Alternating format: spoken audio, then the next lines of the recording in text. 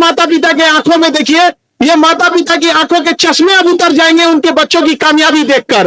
वो दिन लेके आइए यहाँ पर।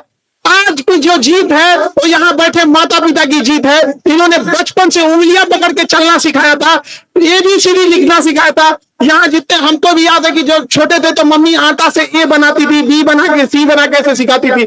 आज देखिए यहाँ पे बच्चे लोग कामयाब हो गए, कितनी खुशी लगती होगी यहाँ पर। और सबसे पहले हम धन्यवाद देते हैं हमारी जो इंटरव्यू टीम के पैनल लोग रहे थे, बहुत गाइडेंस किया, आप सब लोग का तहे दिल से धन्यवाद। और क्या गाइडेंस प्रोग्राम चलाए, पूरा बच्चों का इतना कॉन्फिडेंस आया। और हमको ये बताने में बड़ा खुशी हो रही है कि जो इंटरव्यू में सबसे अच्छा रैंक आया था, सबसे अच्छा नंबर लाया था, वो यही के और आप ही लोग के पैनल का इंटरव्यू में दिया हुआ बच्चा कैंडिडेट था यहाँ पर। वो आए भी होंगे इस बैच में। हम आप लोगों से कुछ कहना जरूर चाहेंगे। देखिए, स्टूडेंट लाइफ बड़ा कसमकस की जिंदगी होती है। स्टूडेंट लाइफ में बहुत तकलीफें होती हैं, कोई ऐसा नहीं है स्टूडेंट जिसकी लाइफ में तकलीफ नहीं है। लेकिन अगर वही फीमेल देख लेते हैं तो उसको सोसाइटी का भी प्रेशर ज्यादा हो जाता है, अजीब टाइप की चीज हो जाती है। लेकिन हम सारी महिलाओं को एक ही बात कहते हैं कि आप गहनों से नहीं, कामयाबी से सज जाइए, वो सुंदरता कभी खत्म नहीं होगी। यहाँ पर समाज के लिए आप समाज को कभी सेटिस्फाई नहीं कर सकते हैं। समाज हर उस लड़की से डरता है, समाज हर उस लड़की से डरता है जो अपने हक और अधिकार की मांग करती है, अपने हक और अधिकार के लिए पढ़ाई करती है। लेकिन उस सब से लड़ते हुए आप लोगों को आगे बढ़ते रहना है। अपनी आवाज जरूर उठाइएगा। याद रखिएगा, पानी के बाहर मछली जब तड़पती है ना, कोई उसके तड़प को नहीं जान सकता है। जानते हैं क्यों? क्योंकि मछलियां बोल नहीं सकती है, इसलिए उसके तकलीफ को कोई नहीं समझता है। याद रखिएगा, माँ भी बच्चे को दूध तब तक नहीं पिलाती है जब तक वो बच्चा रोता नहीं है। इसलिए अपना अधिकार मांगना सीखिए। भगत सिंह ने भी अपना अधिकार मांगा था, झांसी की रानी ने भी अपना अधिकार छीन कर लिया था। दुनिया में अधिकार कभी मांगने से नहीं मिलता, उसे छीन लेना पड़ता है। यहाँ सफल विद्यार्थियों ने यह साबित कर दिया है। चाहे तुम कितना भी तब पीटी एग्जाम ले लो, चाहे कितना भी तब तुम मेंस ले लो, इंटरव्यू ले लो, कितनी भी चार दीवारी कर लो, लेकिन उस गरीब के घर में पढ़ने वाले विद्यार्थी के हौसले को तुम कभी नहीं रोक सकते हो। सफलता कल भी पढ़ने वाले को मिलती थी, सफलता कल भी पढ़ने वाले को ही मिलेगी। इसलिए अपना जी जान लगा के झोंक दीजिए।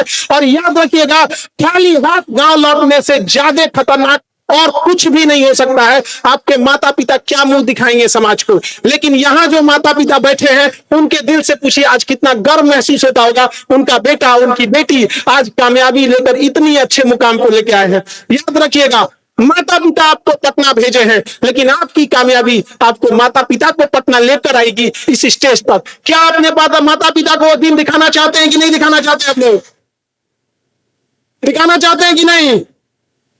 तो आप जी जान लगा के अपने आप को झोंक दीजिएगा। क्योंकि हम जिस समाज में रह रहे हैं, इस समाज के लोग को जो भावनाएं जो होती हैं, इस समाज में लोग जो खून खोलता है वो केवल धार्मिक मामलों पे खून खोलता है। कोई आपके गरीबी पे किसी का खून नहीं खोलेगा, बेरोजगारी पे किसी का खून नहीं खोलेगा, जो अशिक्षा फैली है इस पे खून नहीं खोलेगा। इसलिए समाज, याद रखिएगा, आपके संघर्ष में आपको अकेला छोड़ देगा। लेकिन जब कामयाब होइएगा ना, तो गूंगे भी बोल पड़ेंगे, दुश्मन भी बोल पड़ेगा। क्या बोलेगा? बचपने से पता था कि बहुत पढ़ने में तेज है, अरे तेरा। और अगर आप खाली हाथ लौटे तो याद रखिएगा, गूंगे भी बोल पड़ेंगे कि कौन सी आता था।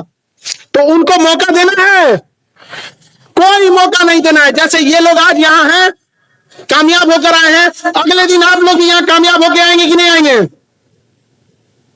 याद रखिएगा, आपका बचपना अगर गरीबी में बीता तो इसके लिए कोई गुनहगार, आप गुनहगार नहीं है। लेकिन अगर आपके माता पिता का बुढ़ापा गरीबी में बीत गया तो इसके लिए केवल आप जिम्मेदार हैं। याद रखिए, भले माता पिता आपको महंगे खिलौने की दुकान पे नहीं ले गए हो, लेकिन बुढ़ापे में माता पिता को सबसे महंगी दुकान पे लेके जाना है और कहना है माता पिता जो लेना है ले लीजिए, कोई प्राइस टैग की मतलब नहीं है, कितने का प्राइस है उससे मतलब नहीं है। तो आपको ये चीजें कैसे मिल सकती हैं? केवल और केवल एक ही रास्ता है आपके पास। वो रास्ता क्या है? शिक्षा। वरना सोसाइटी के भरोसे मत रहिएगा। गरीब इंसान के पास भले अच्छे कपड़े हो ना हो, लेकिन एक बेजुबान पुतला जो कपड़े की दुकान पे बाहर टंगा होता है, वो एक गरीब से बेहतर कपड़ा पहन के खड़ा होता है। जिसके अंदर जान है उसको ना कोई कपड़े को पूछ रहा है, ना खाने पीने को पूछ रहा है, और जो बेजान है उसको सजा के टांगा हुआ है। ये है समाज हम लोग का। हम उस समाज में रह रहे हैं जहां वेद पढ़ने को तो बहुत मिलेंगे, वेद पढ़ लेते हैं हम लोग, लेकिन किसी की वेदना नहीं पढ़ पाते हैं कि क्या तकलीफ है उसकी। और इस वेदना का शिकार कौन होता है? आप लोग, बच्चे लोग। यहां जो सफल कैंडिडेट हैं, अपने दिल पे हाथ रख के पूछेगा कितनी तकलीफ झेल के आप यहां पहुंचे। स्टूडेंट की जेब खाली होती है, स्टूडेंट का जेब हमेशा खाली रहता है। क्या भरा होता है?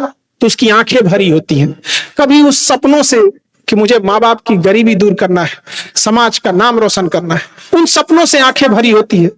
और कभी सिस्टम के कारण टूटे हुए उन सपनों से, आंसुओं से उसकी आंखें भरी होती है। तो स्टूडेंट का तकलीफ समझने वाला कोई नहीं है यहां पर।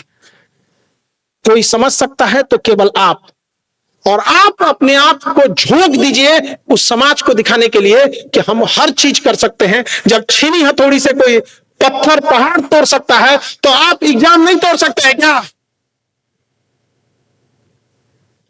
अपने आप को कभी भी कमजोर मत समझिएगा। हर एक स्टूडेंट को कहते हैं, कभी भी स्टूडेंट को अपने को कमजोर नहीं समझना चाहिए। मेहनत पर भरोसा इतना रखिए जिसका कोई हद नहीं, लेकिन आपकी सालों की मेहनत को कोई बस 2 घंटे की परीक्षा में जब जज करने लगता है, और उस परीक्षा को भी जब कभी लीक कर दिया जाता है, कभी एग्जाम पोस्टपोन हो जाता है, तो ये बहुत दुख होता है। अभी 2 मंथ एग्जाम आप लोग का अभी जो एग्जाम था 26 जुलाई को, वो पोस्टपोन होके बढ़ गया। देखिए इतनी तकलीफ की बात है कि जैसे एग्जाम डेट बढ़ा है ना, बच्चे लापरवाह हो गए। जिस रफ्तार से पढ़ रहे थे ना, उसमें उनमें क्या आ गई है? कमी आ गई है। भाई आप समझो, आपका कंपटीशन कितने लोगों से है? एक एग्जाम से ही है, और इसमें जितने सेलेक्टेड कैंडिडेट है ना, ये सब फिर फॉर्म भर देते हैं।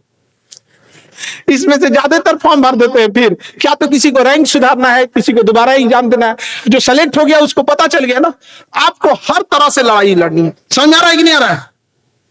तो स्टूडेंट लाइफ में संघर्ष की कहानी होती है। सबका स्टूडेंट लाइफ संघर्ष से भरा होता है, लेकिन अंततः जीत भी किसे मिलती है? स्टूडेंट को ही मिलती है। इसलिए कभी अपने आप को कमजोर मत समझिएगा। बस स्टूडेंट से एक बात जरूर कहेंगे, देखिए अपने आप को मेहनत में फ्राई कीजिए। जैसे तेल में फ्राई होता है ना, तो अपने आप को मेहनत में फ्राई कीजिए, और अगर हार जाए तो एक बार फिर से ट्राई कीजिए।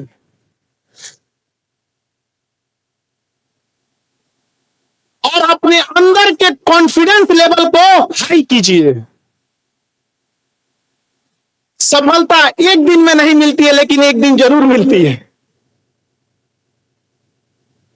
इसलिए अपने आप को कभी कमजोर समझने की कोशिश नहीं करना।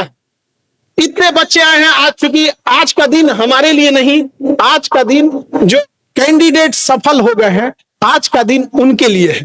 तो आज हम ज्यादा नहीं बोलते हैं, पहले उनको स्टेज पे लाएंगे कि जो लोग आप लोग को सफल हुए। इसमें बहुत सारे बच्चे ऑनलाइन जुड़े, बहुत सारे बच्चे ऑफलाइन जुड़े, कुछ बच्चे टेस्ट सीरीज रैंकर्स में जुड़े, बहुत सारे ऐसे बच्चे हैं जो हम लोग के पास जो बोर्ड मेंबर थे, उनके अनुभव से लेके इंटरव्यू गाइडेंस प्रोग्राम से जुड़े थे। उन सारे बच्चों का स्वागत करते हैं हम यहाँ पर।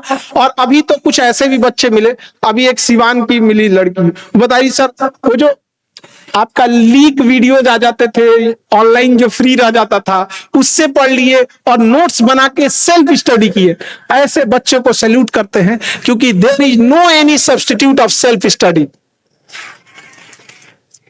उनका कहना था कि अभी उनको भी स्टेज पे लाएंगे कि जब वो 6 साल की थी, शायद 6 क्लास में आई थी, 6 साल या 6 क्लास में थी, तो उनके फादर दुनिया से चले गए थे। तो कितना स्ट्रगल रहा होगा। तो ऐसे सोचिए, पढ़ने वाले कहीं से पढ़ लेते हैं, और नहीं पढ़ने वाले आप उनको ताजमहल में रख दीजिएगा, नहीं पढ़ पाएंगे। और इनका तकलीफ जानते हैं, माँ बाप को बहुत होता है। तो अपने माँ बाप को, आंखों को अधूरा मत छोड़िएगा। याद रखिए, क्या कहिएगा जब आप यहां से खाली लौटिएगा? तो कोई जवाब है आपके पास? कोई जवाब नहीं है। सबसे ज्यादा तकलीफ आपके माता पिता को होगा, लेकिन वो लोग भी दिल पे पत्थर रख के आपको समझाएंगे कि कोई बात नहीं बाबू, क्योंकि उन्हें एक डर होगा कि कहीं आप फिर से कोई गलत कदम मत उठा ले। आप अपने माता पिता को भी सोचिएगा, जब पढ़ने से थक जाए तो एक बार जरूर अपने उस माता पिता को याद कर लीजिएगा कि माता पिता कितने मेहनत से भेजते होंगे पैसे। अभी आपके बीच में एक मिलाते हैं हम लोग के यहाँ, वो काम करते थे अपने यहाँ पे, अभी सेलेक्टेड हो गए बीपीएससी वाले में। उनके पिताजी इसी बीपीएससी ऑफिस के आगे चाय बेचा करते थे। बीपीएससी आयोग के आगे क्या बेचा करते थे? चाय बेचा करते थे। आज उनका लड़का उसी बीपीएससी आयोग में जाके सेलेक्ट हो गया। सोचिए, ऐसे बच्चे हैं, सबका संघर्ष की कहानी रहती है। हम पहले टीचर्स लोग को एक बार बुलाते हैं, फिर एक एक करके सम्मानित करेंगे और प्रण लेंगे आप सब लोग कि अगली बार वहां बैठना है या स्टेज पे। वादा करते हैं ना, तो ये वादा टूटना नहीं चाहिए। जब अगली बार आप स्टेज पे आएंगे तो हम ये पूछेंगे कि पिछले साल आप इस ऑडिटोरियम में कहां बैठे थे, तो याद रहेगा ना, याद रहेगा। और जितने बच्चे लोग हैं, याद रखो, जब आप छोटे थे तो उम्मीद करते थे कि पिताजी मोटरसाइकिल दिला देते तो कितना अच्छा रहता।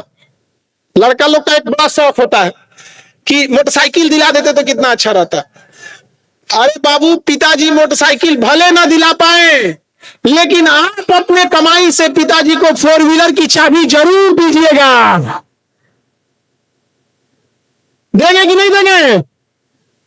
और लड़की लोग, ये कह दीजिएगा, गया जमाना जब 4 व्हीलर दहेज में देने के लिए लिया जाता था। अब हमसे पूछिए पिताजी, भैया आपको कौन सा 4 व्हीलर चाहिए, हम दिला देंगे। और जब तक नहीं दिला पा रहे हैं, क्योंकि आपको ईमानदारी से काम करना है, तब तक अपनी सरकारी गाड़ी में घुमा दीजिएगा वहां पर। और कितने भी आगे बढ़ जाइएगा, माता पिता का सम्मान हमेशा करिएगा, क्योंकि माता पिता का अगर आपको साथ नहीं देते तो आज आप यहां नहीं पहुंचते। ये हम गारंटेड दे रहे हैं यहाँ पर। ये एहसान मानिएगा उस माता पिता का, और कभी भी ऊंची आवाज में माता पिता से बात नहीं कीजिएगा। चाहे आप कितने बड़े अधिकारी बन गए, आप आज डीएसपी हैं, कल एसपी रहेंगे, आज एसडीएम है, कल डीएम रहेंगे और बढ़ते जाएंगे, लेकिन माता पिता के नजर में वही बने रहिएगा। ये आप लोग से हाथ जोड़कर निवेदन है यहाँ पर। और हमेशा सम्मान करिए, और कोई गरीब आपके यहाँ से खाली हाथ ना लौटे।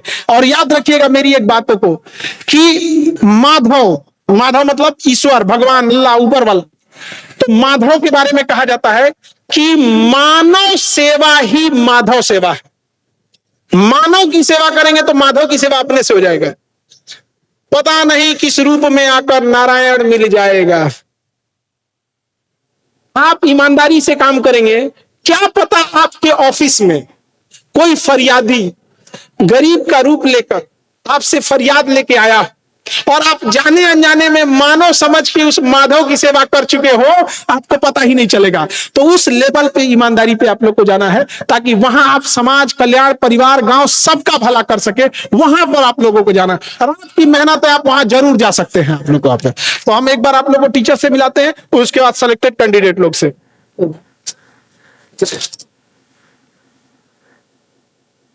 एक बार जोरदार तालियां आप सभी की होनी चाहिए खान सर के लिए।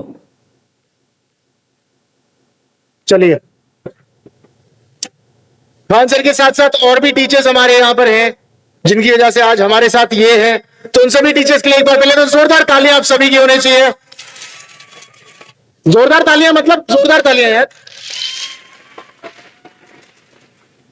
चलिए, तो एक एक करके मैं उनको स्वागत करूंगा स्टेज पे, और तालियां आप लोगों की रुकनी नहीं चाहिए, ठीक है। तो सबसे पहले मैं स्टेज पर मिलाना चाहूंगा पॉलिटी के हमारे एजुकेटर करम सर।